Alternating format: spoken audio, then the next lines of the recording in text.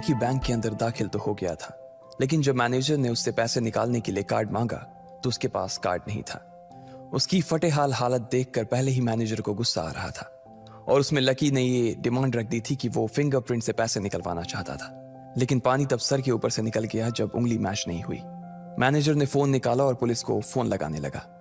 अरे अरे ये क्या कर रहे हो? देखिए सर, मेरी बात सुनिए, मैं कोई क्रिमिनल नहीं हूं। हो सकता है मैंने गलत उंगली लगा दी हो, बस आप मेरे को एक लास्ट बार फिंगरप्रिंट लगाने दो प्लीज। लकी ने उसके सामने हाथ जोड़ते हुए कहा, देख ये उंगली भी अगर नहीं लगी ना तो फिर ये मत कहना कि मैं अगली उंगली भी ट्राई करके देखता हूँ। बार बार ऐसा नहीं चलने वाला है। अगर ये वाली काम नहीं की तो मैं सीधा पुलिस को फोन करने वाला हूँ अभी। मैनेजर ने लकी को धमकाते हुए कहा। उसने अपने एक हाथ में मशीन और दूसरे हाथ में मोबाइल फोन पकड़ा हुआ था। उसने अपने स्क्रीन पर पुलिस का नंबर खोल रखा था और उसका अंगूठा हरे बटन पर ही टिका हुआ था। इधर लकी ने अपने सीधे हाथ की उंगली को अपने पैंट से साफ किया और भगवान का नाम लेकर उसे उस मशीन पर लगा दिया। जैसे ही उसकी उंगली उस मशीन पर पड़ी, अब की बार फिर मशीन से एक आवाज आई और वो चमक कर हरी हो उठी।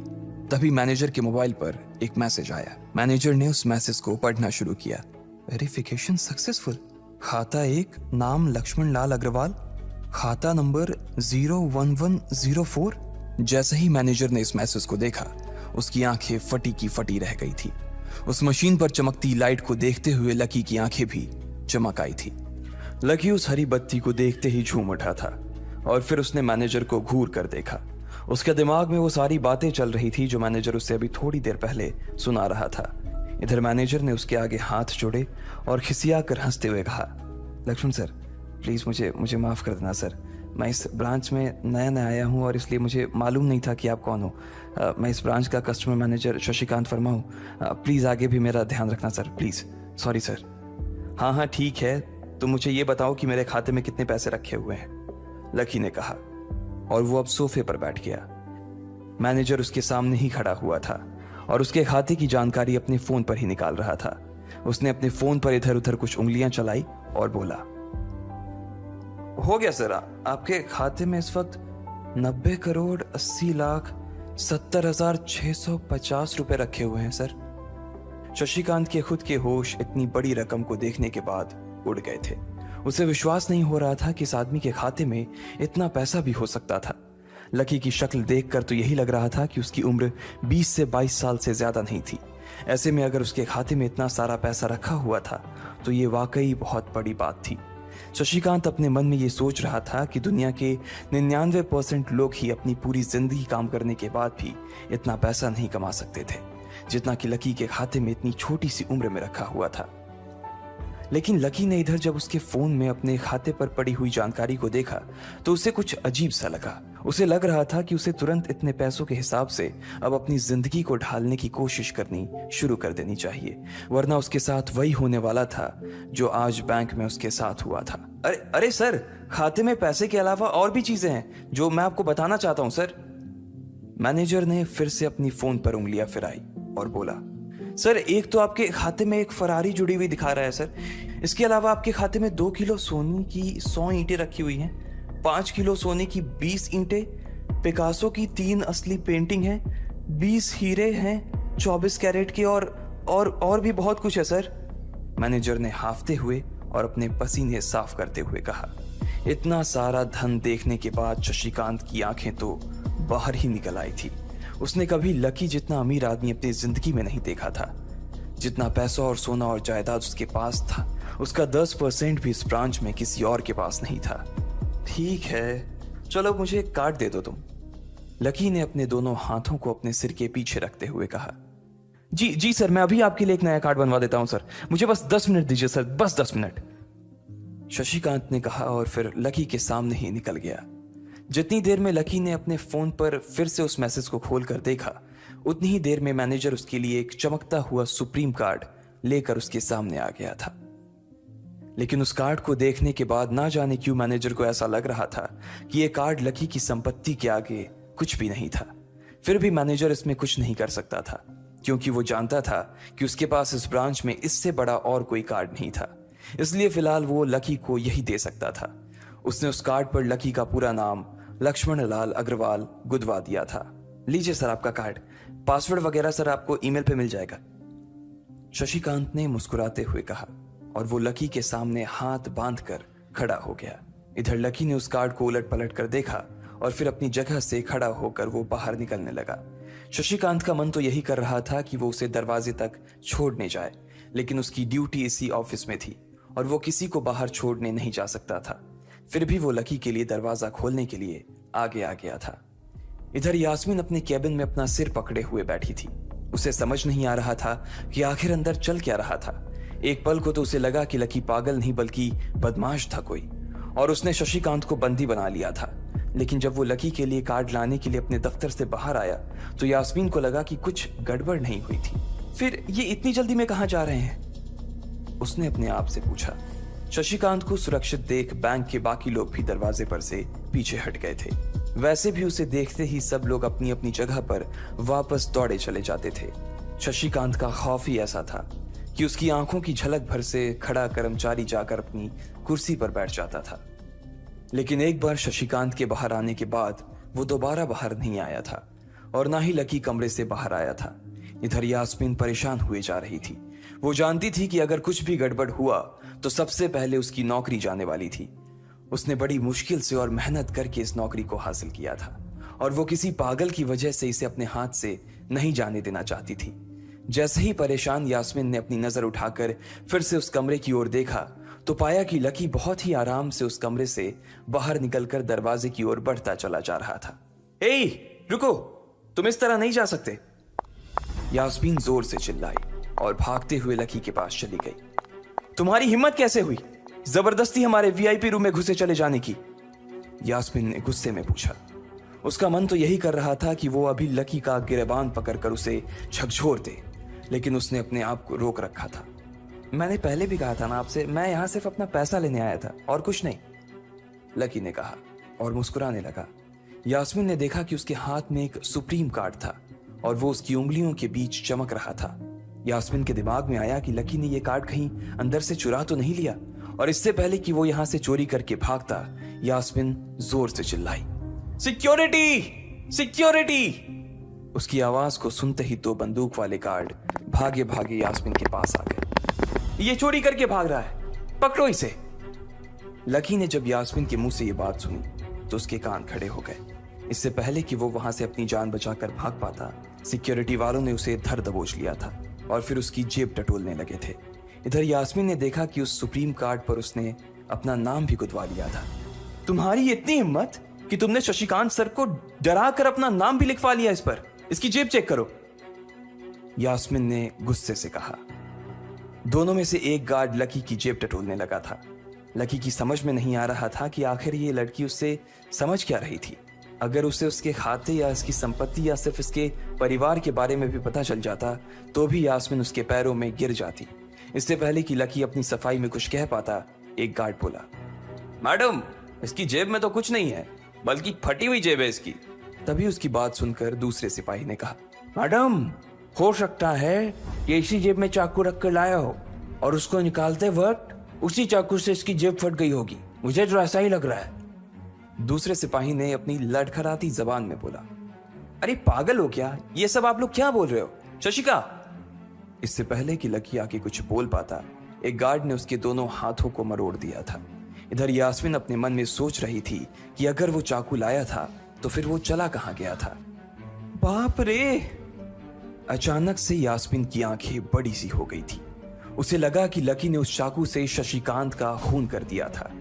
यास्मीन ने तुरंत अपना फोन निकाला और पुलिस को फोन मिलाते हुए कहा, हेलो पुलिस स्टेशन, मैं न्यू सिटी बैंक से बोल रही हूँ। हमारे बैंक में एक सनकी चोर घुस आया है और उसने हमारे कस्टमर मैनेजर का खून कर दिया है। आप प्लीज जल्दी आ जाइए सर। यास्मीन ने घबराते हुए कहा और फोन रख दिया। तब तक दोनों गार्ड ने लकी को नीचे घुटनों के बल बैठा दिया था और उसके सिर पर बंदूक तान दी थी। जैसे ही बाकी लोगों ने भी अपनी आंखों के सामने ये मंजर देखा तो वो सब लोग भी लकी के आसपास घेरा बनाकर खड़े हो गए। अंदर बैठे मैनेजर ने जब इस हलचल को देखा तो वो भी अपना सारा सिस्टम बंद करके बाहर आ गया। अरे क्या हो रहा है ये सब? उसने जोर से आवाज देते हुए पूछा। जैसे ही सब लोगों ने उसकी आवाज सुनी तो वो चौंक गए और शशिकांत वर्मा की ओर देखने लगे। देखने वालों में यास्मीन भी शामिल थी और उसने देखा कि उसका मैनेजर तो जिंदा है और सही सलामत उसकी आंखों के सामने खड़ा था। सर, आप जिंदा हैं? यास्मीन ने खुशी और आश्चर्य भरे भाव के साथ शशिकांत की ओर देखते हुए कहा, लेकिन अगले ही पल उसकी खुशी की जगह दुख ने ले ली थी। उसे एहसास हो रहा था कि आखिर उसने कितनी बड़ी गलती कर दी थी। यास्मीन ने अपनी ही जुबान काट ली थी और उसके जले पर नमक छिड़का शशिकांत ने। उसने कहा, मैं क्यों इतनी जल्दी मरने लगा और तुमने ये सब क्या तमाशा लगा रखा है? उसने कहा और फिर उस भीड़ की ओर बढ़ने लगा। जैसे ही वो आगे आया उसने देखा कि उन लोगों ने लकी को गन पॉइंट पर बैठा रखा है। अरे किसने किया ये? शशिकांत तुरंत लकी की ओर दौड़ा और उसने उसके पास खड़े दोनों गार्ड्स को हटा दिया। फिर लकी को उठाने के लिए उसने अपना हाथ उसकी ओर बढ़ा दिया और बोला, sir I am really sorry sir, इस बेवकूफी के लिए मैं आपसे माफी मांगता हूं sir, I am really sorry sir. Shashikant उसके पैरों में ही गिरने को हो गया था। लकी उसका हाथ पकड़कर खड़ा हुआ और फिर यास्मीन की ओर घूरने लगा। आप पूछ रहे थे ना कि किसने किया? इसने किया है ये, और इसने सिर्फ इतना ही नहीं किया बल्कि इसने पुलिस को भी बुला लिया है। इसे लग रहा है कि मैं कोई क्रिमिनल हूं जिसने आपका खून कर दिया है और आपसे ये कार्ड चुरा कर भाग रहा हूं, ये कार्ड जो आपने मुझे दिया है। लकी ने यास्मीन की ओर उंगली दिखाते हुए गुस्से में कहा। अचानक ही सब लोग थोड़ा पीछे हटकर यास्मीन को देखने लगे थे। यास्मीन घबराई हुई सी फर्श पर तो कभी छत को देखे जा रही थी।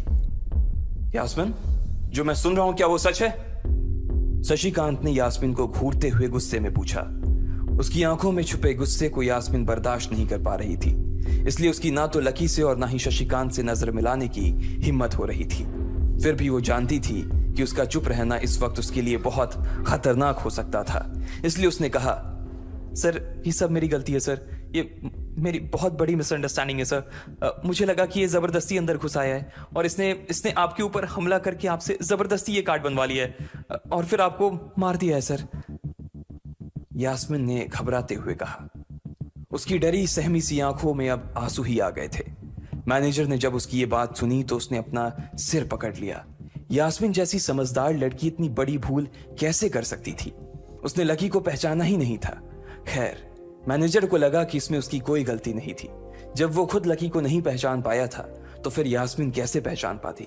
इसलिए उसने सोचा कि सबके सामने उसे कुछ कहने से अच्छा था कि वो यास्मीन को एक कोने में ले जाकर लकी की सच्चाई बताए। शशिकांत ने उसका हाथ पकड़ा और उसे खींचकर अपने साथ खंबे के पास ले गया और बोला, तुम्हें मालूम है ये कौन है? अरे ये लक्ष्मण अग्रवाल है, लक्ष्मण अग्रवाल खानदान का वारिस। तुम्हें पता है ना कि अग्रवाल खानदान का खाता हमारे बैंक की जितनी भी शाखाएं हैं उसमें सबसे बड़ा खाता है। यास्मीन ने जैसे ही ये नाम सुना उसके पैरों के नीचे से जमीन खिसक गई थी। वो जानती थी कि अगर न्यू सिटी बैंक इतनी ऊंचाइयों पर पहुंचा था तो उसके पीछे अग्रवाल खानदान का सबसे बड़ा हाथ था। इस बात का जिक्र उससे तब भी किया गया था जब उसने नौकरी ज्वाइन की थी। तुम्हें पता है इस लड़के के नाम पे कितनी प्रॉपर्टी है?